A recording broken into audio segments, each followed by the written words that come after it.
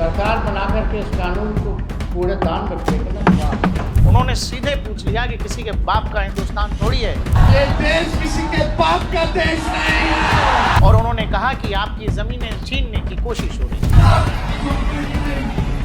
कानून जो आया है इस सरकार को वापस लेना पड़ेगा। कि जिन लोगों ने इस सीमा तक जाके किया उसका समर्थन करने वाले लोग समाजवादी नहीं नमाजवादी कहते हैं। बिहार में इसी साल विधानसभा का चुनाव है और विधानसभा चुनाव से पहले तमाम पॉलिटिकल पार्टियों ने अपने तमाम हथियार आजमाने शुरू कर दिए। इसी में से सबसे बड़ा हथियार है बिहार का मुस्लिम वोट बैंक। और उस मुस्लिम वोट बैंक के पीछे जो लोग हैं उसमें निश्चित तौर पर आरजेडी, जेडीयू को भी चाहिए होता है।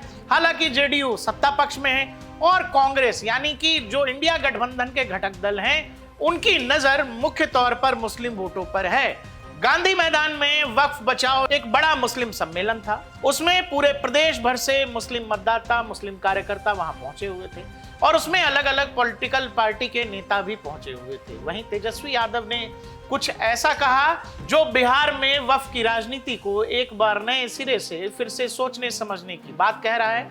दूसरा, ऐसे समय में जब देश की दोनों सदन से वक्फ बोर्ड कानून बन चुका है तो ऐसे में तेजस्वी यादव का ये कहना कि वो वक्फ कानून को कूड़े में डाल देंगे, ये कहां तक सही है, पहले उनकी बात सुन लेते हैं। सरकार बना करके इस कानून को कूड़ेदान में फेंकना। सीए एनआरसी का भी हम लोगों ने प्रस्ताव जो है भेजा था कि नहीं भेजा था कि किसी भी कीमत पे हम लोग सीए एनआरसी को बिहार में लागू नहीं होने देंगे। सब लोगों ने पास करके भेजा था। कानून जो आया है इस सरकार को वापस लेना पड़ेगा। ये देश किसी के बाप का देश नहीं है, ये हम सबों का देश है।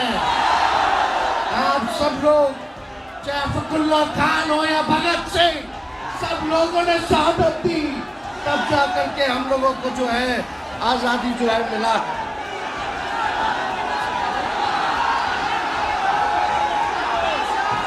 देखिए, सबसे महत्वपूर्ण बात, आपके जमीनों को छीना जा रहा है।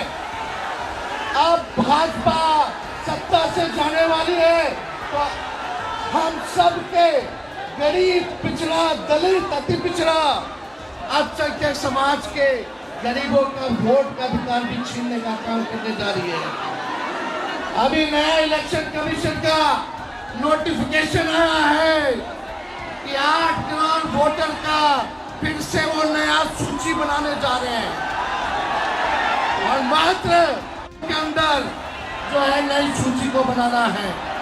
ये लोग का प्रयास कर रहे हैं। इसको भी कहीं भी आप लोग सचेत रहिएगा, ध्यान रखिएगा कि वोटर लिस्ट से किसी का नाम हटे ना। ये बड़ी साजिश है।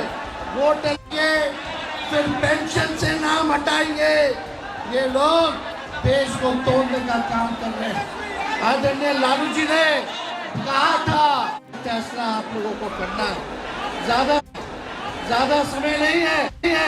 मीडिया के अखबार के लोग तेजस्वी यादव बेहद गुस्से में थे और सामने बैठी भीड़ को देखकर और भीड़ का जोश देखकर नेताजी और भी लगातार तेज बोले जा रहे थे और भी नाराज हो रहे थे। उन्होंने सीधे पूछ लिया कि किसी के बाप का हिंदुस्तान थोड़ी है और उन्होंने कहा कि आपकी जमीनें छीनने की कोशिश हो रही, जबकि वक्फ कानून में ऐसा कोई प्रावधान है नहीं। बावजूद नेताजी जब ये कह रहे थे तो निश्चित है कि इस पर जवाब भी आना था। बीजेपी की तरफ से दिल्ली में सुधांशु त्रिवेदी ने बाकायदा एक प्रेस कॉन्फ्रेंस कर जो कुछ तेजस्वी यादव की तरफ से कहा गया था वक्फ बोर्ड को लेकर, वक्फ कानून को लेकर कि उनकी सरकार आई तो वो इस कानून को कूड़ेदान में डाल देंगे, इस पर सुधांशु त्रिवेदी ने जवाब दिया कि हम समाजवाद के पक्ष में भाजपा और जदयू खड़ा है और आज के ये राजद और समाजवादी पार्टी जैसे दल नमाजवाद के पक्ष में जाकर खड़े हो गए और नमाज जैसे मुकद्दस अकीदे का भी मजाक उड़ा रहे हैं, उसका भी केवल सियासत के लिए प्रयोग कर रहे हैं। कि जिन लोगों ने इस सीमा तक जाके किया उसका समर्थन करने वाले लोग समाजवादी नहीं नमाजवादी कहलाएंगे। राजद नेता और लालू के सुपुत्र तेजस्वी यादव इस बात को भली भांति जानते हैं कि देश की संसद ने अगर कोई कानून बना दिया तो राज्य के पास वो कोई अधिकार ही नहीं है कि वो उसे रोक सकता है, उसे किसी तरह से कूड़ेदान में डाल सकता है या फिर उस पर किसी तरह का प्रोटेस्ट कर सकता है। एक बार कानून बन गया तो राज्यों को वो कानून अपने अपने राज्यों में लागू करना ही होगा। राज्य के पास ऐसा कोई अधिकार नहीं है कि वो उसे अपने राज्य में लागू करने से मना कर सके। बावजूद इसके तेजस्वी यादव सामने खड़ी भीड़ को ये समझा रहे हैं कि उनकी सरकार आ जाएगी तो वो वक्फ कानून को लागू होने से रोक देंगे। तो सवाल है कि खुलेआम इस तरह से झूठ क्यों बोला जा रहा है? देश में संविधान है, देश संविधान से ही चलता है और देश का संविधान ये कहता है कि देश की संसद को कानून बनाने का अधिकार है और देश की संसद में जब कोई एक बार कानून बन गया तो पूरे देश में उसका लागू होना भी अनिवार्य है। ये किसी राज्य की शक्ति से या उसकी कार्यसीमा से बाहर की बात है कि वो इस पर चॉइस दे सके, वो इसका चॉइस कर सके कि वो इसे लागू करेगा या नहीं करेगा। तो सवाल है कि विधानसभा चुनाव बिहार से पहले आखिर वक्फ को लेकर इस तरह की गलतफहमी क्या जानबूझकर फैलाई जा रही है और इसमें केवल अपना वोटर वाला फायदा देखकर राजनेता ऐसा कुछ कह रहे हैं, जबकि देश में ऐसा कुछ कभी हो ही नहीं सकता है। और ऐसा भी नहीं है कि देश में कानून पहले नहीं बने या विरोध नहीं हुआ, कानून पहले भी बने हैं और अलग अलग कानूनों का अलग अलग समय पे अलग अलग पॉलिटिकल पार्टियों ने अपने अपने तरीके से विरोध भी किया है। लेकिन एज अ नागरिक हमें आपको इस बात का अंदाजा होना चाहिए कि एक बार देश की संसद ने कोई कानून बना दिया तो वो कानून किसी राज्य के बस की बात नहीं है कि वो राज्य या उस राज्य का मुख्यमंत्री या कोई नेता ये कह दे कि हम हमारे यहाँ इसको होने ही नहीं देंगे।